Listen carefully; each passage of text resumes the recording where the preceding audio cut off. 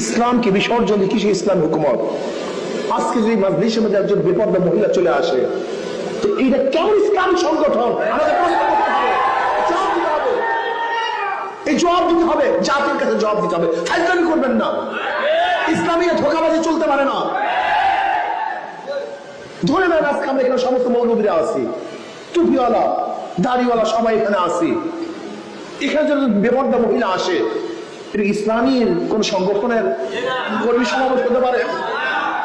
এটা কি বলে, বলে কি কিসের ফাইজলামি? ইসলামকে বাদ দিয়ে কিসের ইসলাম? ইসলামী শব্দ বাদ দেন, মনে যা চাই করেন। ইসলামী ড্যান্স মঞ্চ এটা হয় না, ইসলামী যাত্রাঘাটের ফালা বুকাইতে হয় না। ইসলামকে আগে বাদ দাও, তা আমার মনে যা চায় তাই করে।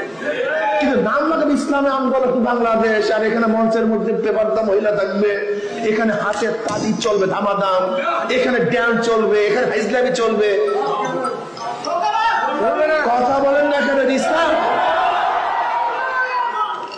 ইসলামী আন্দোলন বাংলাদেশ দেখেন কোনদিন এই কৌশল টৌশল ইসলাম হুকুমত কায়েম করার জন্য, ক্ষমতা যাওয়ার জন্য এই কৌশল টৌশল ইসলামী আন্দোলন বাংলাদেশ অনিসলামিক চরিত্রকে কৌশল হিসাবে ইসলামী আন্দোলন বাংলাদেশ গ্রহণ করে নাই, করবে না ইনশাআল্লাহ।